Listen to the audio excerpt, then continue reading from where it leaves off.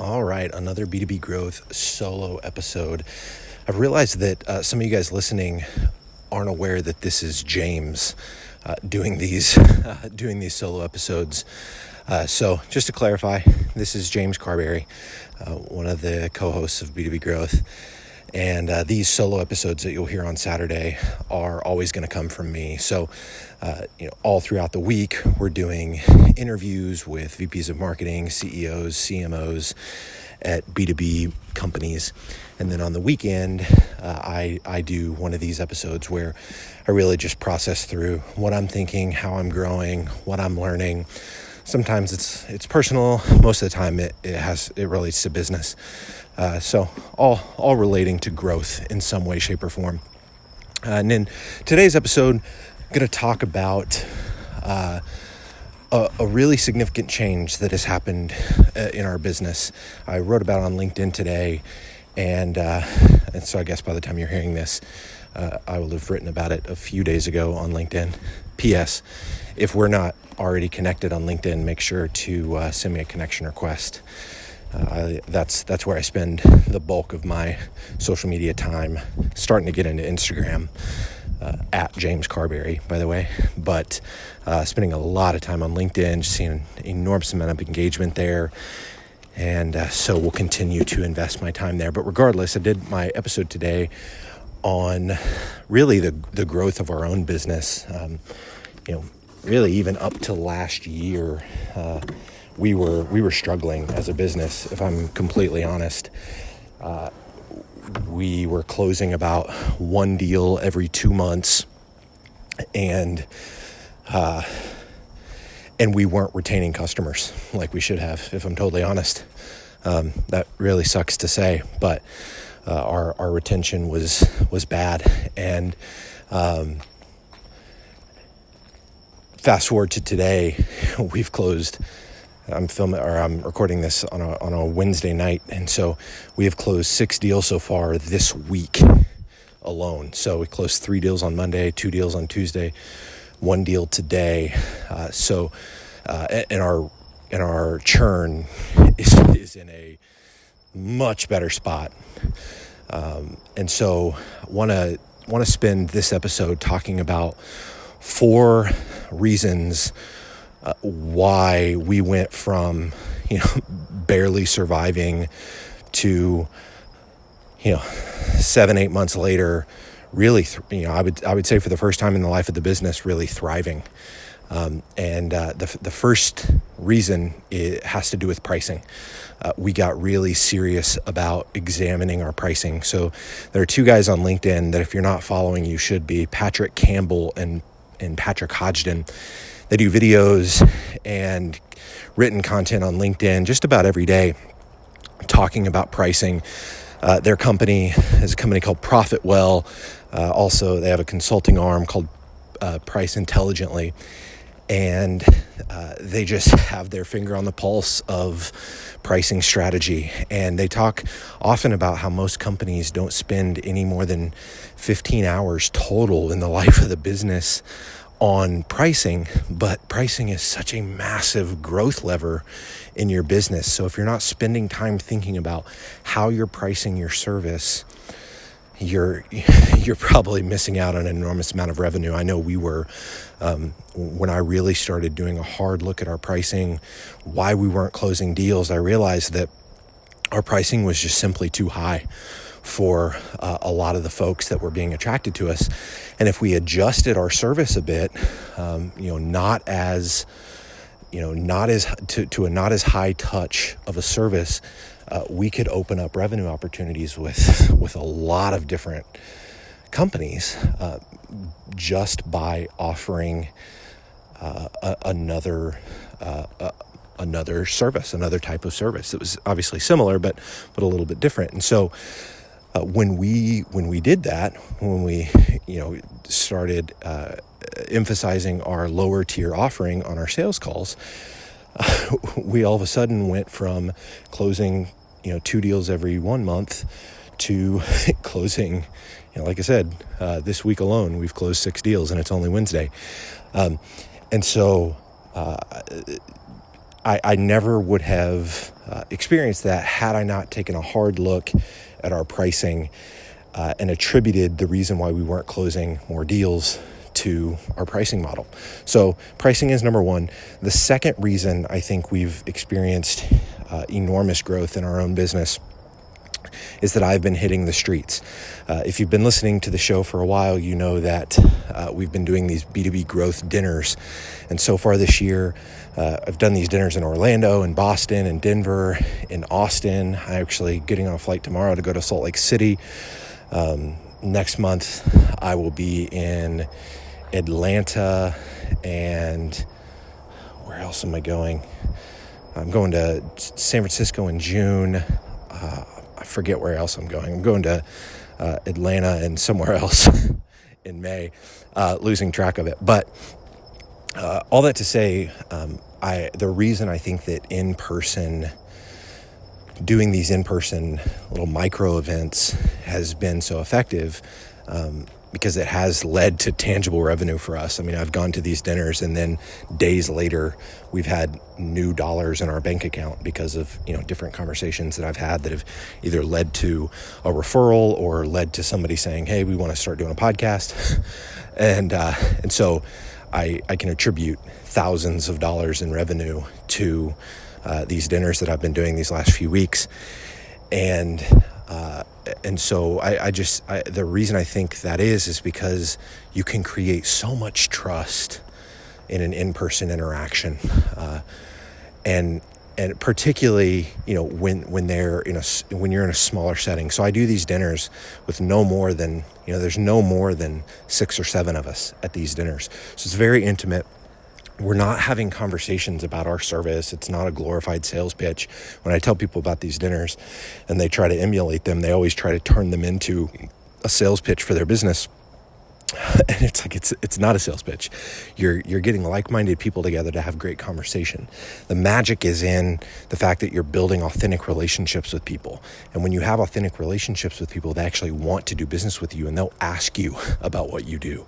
What you do naturally is going to come up, but you can't force it. You have to be focused on creating an authentic and genuine relationship where you add value to those people.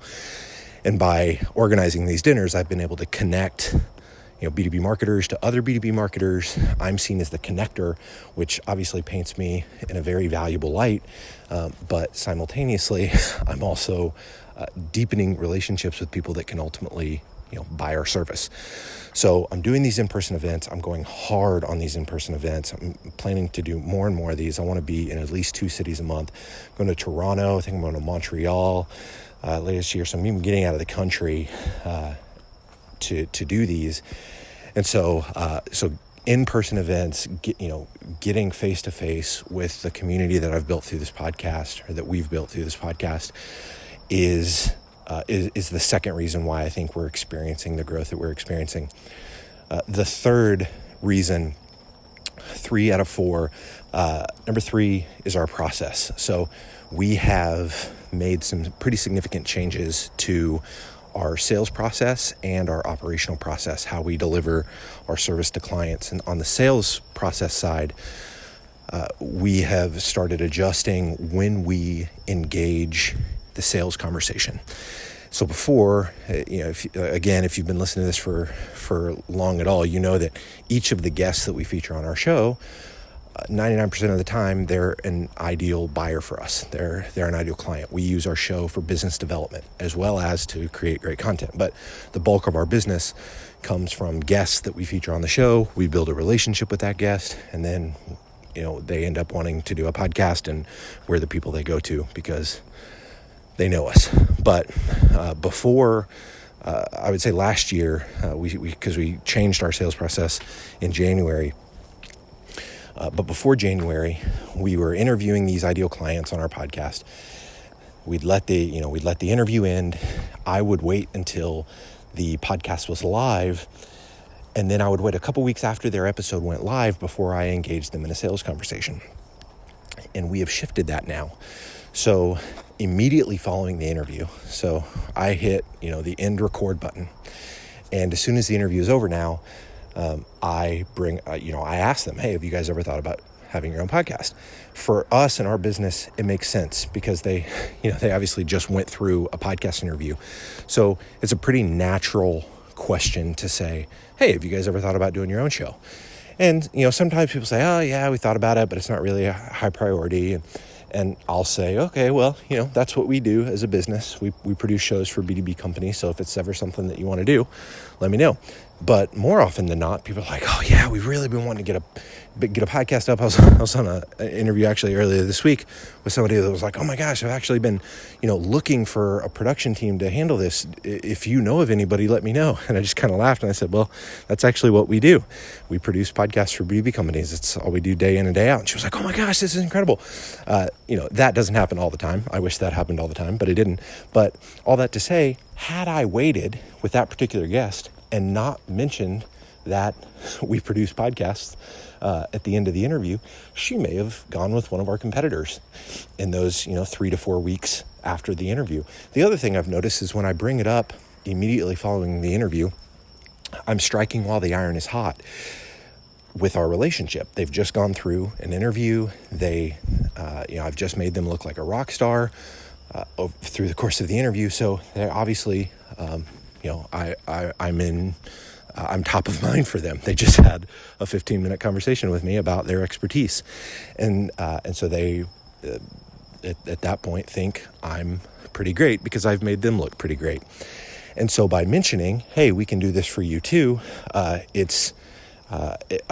I'm actually getting to have an actual conversation about how they're thinking about it, maybe any objections that they have to it.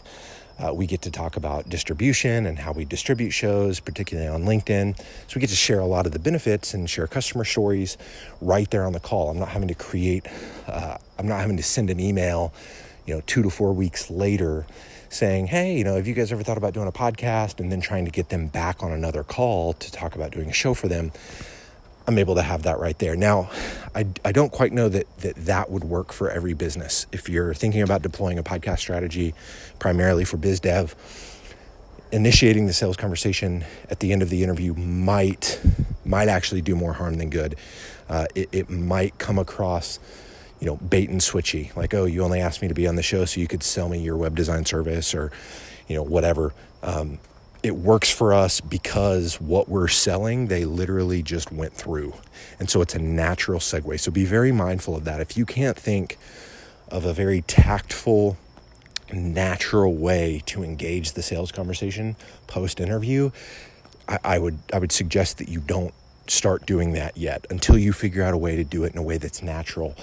Because I would hate for you to kind of degrade your brand by making someone think that the only reason that you asked them to be on the show was to ultimately try to sell them your thing. I don't have a very salesy personality. I'm not very pushy. I don't come across that way. And so when I bring it up at the end of the interview, I've never had negative feedback from anyone. Obviously, maybe I rubbed somebody the wrong way and they didn't mention anything to me, but I feel like I'm pretty aware of that kind of stuff. And so I do want to say that caveat though. But that has been an enormous reason why we've been able to close so many more deals this year. And then the reason we've been able to retain clients goes back to process. So I mentioned our sales process changing, that sales process being engaging the sales conversation immediately after the podcast interview. The second piece is our operational process. And so tightening up how we onboard new clients, owning much more of the process as opposed to of letting our clients do, the guest outreach for the first few guests or, different things like that. By tightening up that operational process and getting our shows launched for clients much faster, we are transitioning them into a weekly rhythm of their show, very shortly after, they pay that launch invoice. And when we can get them into that weekly cadence of doing a show, the quicker that happens, the more likely that client is to to retain and to stick around. And so it seems like a no-brainer, and I'm sure a lot of people listening to this are like, well, duh, James, of course, why wouldn't you have done that last year? I'm an idiot, in short, and that's why we weren't doing it last year. And we had, just the way that our service was priced, we included a lot of episodes in the setup fee. And to get through those, episodes was taking an enormous amount of time because of the allocation of who was responsible for what between our client and us. And as a result, it ended up just taking a really long time to get shows launched. And it ultimately led to customers not wanting to renew once the show was actually live. Kind of the momentum was gone, and they were just like, all right, we'll get these episodes up and then move on. So all that to say, fixing our sales process, it'll never be fixed. We'll always be tweaking it and making it better, but making that adjustment to our sales process, as well as fixing our onboarding process, has made an enormous difference. I talked about those three things on LinkedIn. So if you've been listening up to this point, you already read my LinkedIn post. I obviously can elaborate more because this is a podcast. But the fourth thing I did not talk about. And the fourth thing is that we have just been really, really, really patient. And I don't think that's something that can be overstated. When we fully committed to the podcast strategy as our business development approach, really out of necessity. We couldn't afford to spend $10,000 a month on Facebook ads. I couldn't afford to go drop $100,000 at on a trade show booth. A lot of the things that funded VC-backed companies can do to win new business, I simply couldn't do. And so as a result, we committed to the podcast strategy. We committed to asking our ideal clients to be a guest on our show, building relationship, building rapport with those people, and then nurturing those relationships at scale on LinkedIn. By me publishing content 5 days a week on LinkedIn, I'm effectively nurturing relationships, staying top of mind with these relationships that we've been building over the last 2.5 years at scale. And so by being patient, there were so many times that I thought, what the heck are we doing? Like, why are we doing this? This isn't working. But so many of the deals that we've closed this year have come from people that were guests on our show, a year and a half ago, 2 years ago. And that's the upside of being patient and playing the long game, is that when you are building real relationships with people and you authentically engage with those people, regardless of whether they decide to buy your service, a few weeks after your interview with them or not, when you build relationships like that, it just comes back to you. Like, I've experienced that firsthand. And so there have been probably, just off the top of my head, 4 or 5 deals so far this year that were guests of our show years ago, like when we very first started the podcast. The deal we closed today actually was, I think it was like episode in the 20s or some 20s or 30s of B2B Growth. We're now on episode close to 700 now. And so being patient is the fourth reason why I think we've experienced the growth that we have. It was not easy. I wanted to hang up the towel. If I was interviewing my wife right now, she could tell you how many times I was on the brink of saying, I can't do this anymore. Like, I'm sick of barely paying myself anything. I'm sick of every first of the month trying to figure out if we can pay our contractors or not. Like, it's too exhausting. It's too mentally draining. I feel defeated way too much. I almost hung it up. I can't tell you how many times. If you subscribe to my other podcast, The Crockpot, I'm sure you will hear several episodes where I'm just down and out and feeling like I have no clue what I'm doing. I don't know if we can make it another month. But by the grace of God, I'm a man of faith. I fully believe that God is sovereign and that He is, the source of my strength and my fortitude to stick through it. By the grace of God, I was able to stick through it, and am now experiencing something that it seemed like would never come. Insane growth. Part I was telling my wife tonight. Part of me feels like it still feels like a failure, because for a guy that does a show called B2B Growth, interviewing hundreds of people about how to achieve growth, here I am, almost 700 episodes in, and am just now starting to feel like, we're experiencing incredible growth in the business. We've had our highest revenue month this month, and I think that I think it's only going to get bigger from here. And so, all that to say, those are the four things we've done that have led to the growth that we are currently experiencing. And I hope that this has been super helpful for you.